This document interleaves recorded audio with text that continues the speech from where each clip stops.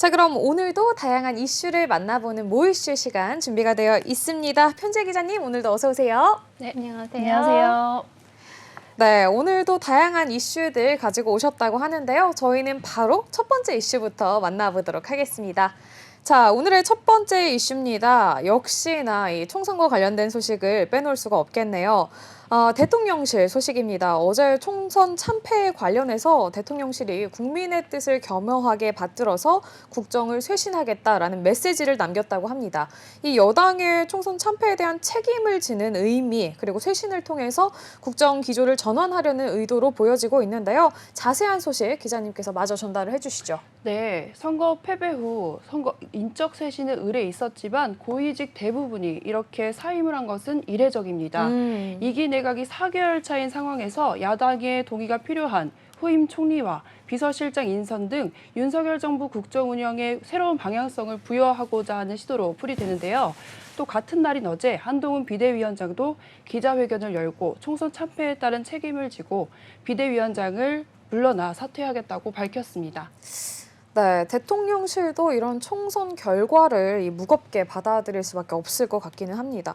그렇다면 이 사의를 표명하는 사람이 더 늘어날 수도 있다는 의미로 해석이 되는 것 같기도 하고요.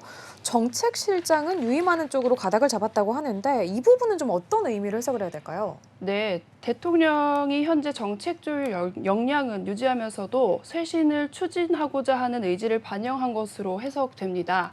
정책실장 등의 유임은 현 정부의 정책 이행을 지속하면서도 새로운 정책 방향성을 모색하고자 하는 노력의 일환으로 보입니다.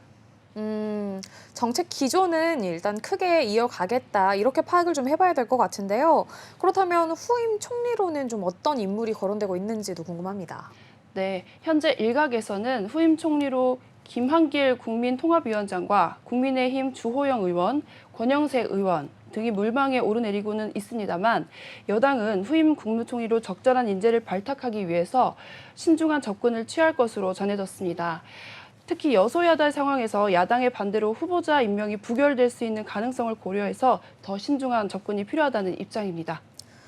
네, 확실히 이 총선 결과가 이렇게 여당에 뼈아프게 좀 다가온 만큼 앞으로의 이 쇄신 과정 그리고 이 후임 인선에 대한 관심은 계속해서 높을 수밖에 없을 것 같습니다.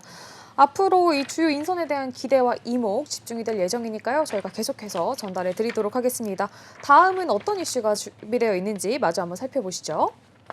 네, 다음 이슈입니다. 22대 국회가 거대 범야권으로 구성되면서 윤석열 정부의 자본시장 정책에 대한 궤도 수정이 불가피해졌는데요. 이번 22대 총선 결과가 이 정부의 경제정책 방향에도 큰 영향을 미칠 것이라는 예상이 나옵니다.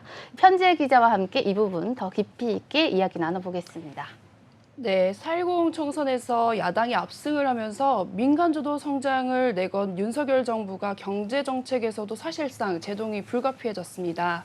정부가 올해 경제정책 방향과 24차례 민생토론회를 통해 밝힌 계획 상당수가 법 개정을 통한 입법 과제이기 때문입니다. 더불어민주당과 더불어민주연합이 175석으로 원내 압도적인 과반을 차지한 결과 기업 밸류업 프로그램 추진에 대한 동력이 일단 약화될 것으로 전망이 되는데요. 금융투자소비세, 이 금투세 시행이 미뤄진 상황에서 여당이 총선을 패배하면서 이 여당이 주장했던 금투세 폐지에 대한 실현 가능성이 좀 불투명해진 건가요? 네, 그렇습니다. 금투세는 주식 양도차익에 대해 일정 비율의 세금을 납부하는 것으로 이를 시행하기 위해서는 소득세법 개정이 필요합니다. 그러나 국회 내 힘의 균형상 야당의 협조 없이는 추진이 어려울 것 같습니다.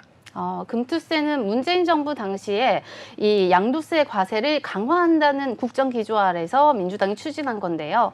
이 더불어민주당은 금투세를 예정대로 시행해야 한다는 입장이었기 때문에 앞으로 수정이나 재검토가 좀 쉽지는 않아 보입니다. 그렇다면 윤석열 정부에서 추진 중인 기업 밸류업 정책의 이 세금 인센티브 방안은 앞으로 추진 동력이 더 약해지는 건가요? 네, 그럴 것으로 예상이 됩니다. NH투자증권의 연구원은 향후 정부 정책에 대해 여야 간의 공감대가 형성이 되어야 한다고 지적하면서 기업 밸류 프로그램과 관련된 세제 지원의 기대감이 악화될 것으로 전망했습니다. 하지만 소액주주 권리를 강화하는 입법 규제 등 여러 정책들은 여당과 야당 간의 교집합이 있을 것으로 보이며 중기적 방향성은 유지될 것으로 예상된다고 했습니다. 네, 예정대로라면 내년 1월부터 5천만 원 넘는 주식 투자 수익에 대한 20% 과세를 시행하게 될 텐데요. 다가오는 7월 말 발표되는 기재부 세법 개정안 그리고 하반기 국회 논의 과정을 좀 더 지켜봐야 할 것 같습니다. 앞으로 정부와 국회 그리고 여당과 야당 간의 협력을 통해 증권업계의 안정적인 발전을 지원할 다양한 대책들이 나와주길 기대해 봅니다. 네, 정말 다양한 대책들이 빨리 나와야 오늘 우리 이런 힘 빠진 장세도 얼른 회복하는 흐름을 보여야 될 것 같은데 좀 기다려봐야 될 것 같습니다. 그럼 다음 주 이슈도 이어서 만나보시죠. 요즘에 뜨거운 AI 관련된 이슈입니다. 인텔이 엔비디아에 도전장을 냈다고 합니다. 그런데 혼자 낸 게 아니라 이제 네이버와 손을 잡고 협력을 이야기했다고 하는데요. 이번 협력이 국내 AI 시장에 어떤 변화를 가져올지에 대해서도 다양한 소식이 있다고 합니다. 현재 기자님이 취재를 해주셨다고요? 네, 이번 협력은 국내 AI 생태계에 새로운 동력을 불어넣을 것으로 보입니다. 특히 인텔과 네이버의 협력으로 생성형 AI 모델과 애플리케이션의 개발 및 관리에 대한 연구개발 투자가 이루어지게 된다고 합니다. 이 네이버의 하이퍼클로버 X를 기반으로 한 생성형 AI 서비스 그리고 인텔의 AI 가속기를 활용한 거대 언어 모델 구출이 이제 본격화된다 이런 말씀이신 거잖아요. 네, 두 기업의 기술력과 자원을 결합해서 더욱 강력한 AI 서비스 및 모델을 구축하고 국내 AI 시장의 선도주자로 입지를 더욱 확고히 하는 데 기여할 것으로 보입니다. 또한 네이버는 현재 자체 개발한 하이퍼클로버 X를 통해 대규모 데이터 센터를 운영하고 있는데 이번 인텔과 협력해 LLM 학습 인프라 구축에 적용할 계획이라고 합니다. 네이버가 보유한 데이터와 인텔의 하드웨어 성능 및 운영 경험을 결합함으로써 보다 효율적인 학습 인프라를 구축할 수 있게 될 것으로 기대가 됩니다. 이것은 AI 기술 발전과 함께 국내 및 국제적으로 경쟁력을 강화하는 데 도움이 될 것으로 해석하고 있습니다. 네, 이번 협력은 AI뿐만이 아니라 다른 산업에도 좀 여러 가지 영향을 미칠 것 같다. 이렇게 좀 생각이 되고 있습니다. 이동수 네이버 클라우드 하이퍼스케일 AI 담당 이사는 이뿐만이 아니라 인텔과 삼성전자와의 협력에 대해서도 이야기를 좀 했다면서요? 네, 이동수 담당 이사는 삼성전자와의 협력 역시 매우 중요하다고 강조했습니다. 이번 협력은 삼성전자와의 파트너십을 강화하고 AI 기술 발전을 위한 협력 기반을 구축하는 데 도움이 될 것이라고도 보고 있습니다. 네, 잘 들어봤습니다. 워낙에 이 AI 관련해서는 엔비디아 독주 체제가 이어지고 있기 때문에 다른 경쟁 기업들이 좀 손을 잡고 이 독주를 끊어낼 수 있을지에 대해서 초점을 맞춰보시면 좋을 것 같습니다. 국내 AI 시장의 발전 좀 기대를 해봐야겠네요. 다음 소식 알려주시죠. 네, 마지막 이슈입니다. 최근에는 다이어트의 패러다임이 변화하고 있다는데요. 극단적인 식단 관리나 과도한 운동보단 이 건강한 식단으로 통해서 체중 관리를 할 수 있는 방법이 많은 사람들에게 인기를 끌고 있다고 합니다.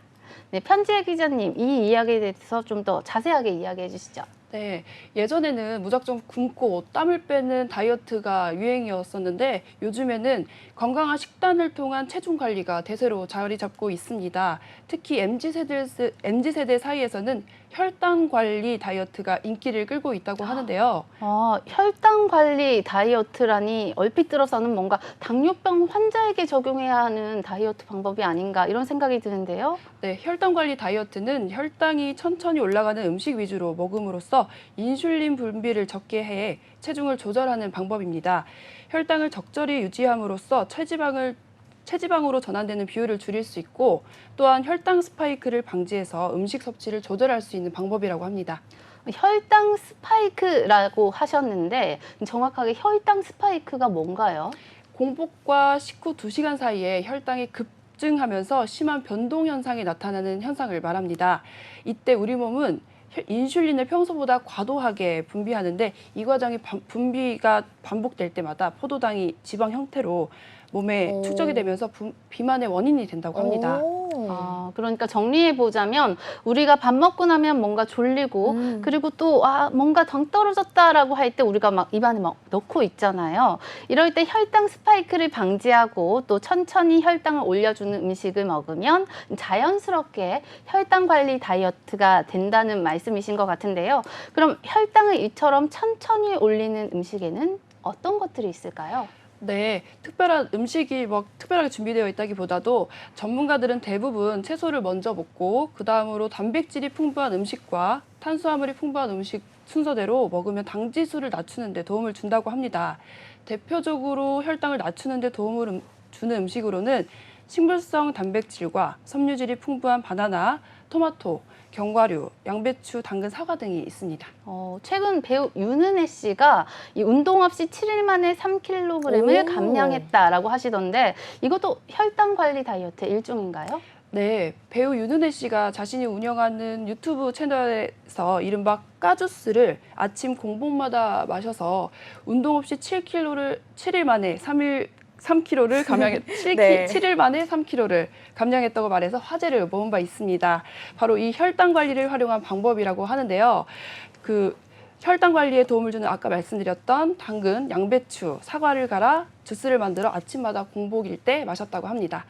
하지만 개인차가 있을 수 있으니까 혹시 알레르기가 있으신 분들은 전문의와 상의하시고 마시면 더 건강한 다이어트를 하실 수 있습니다.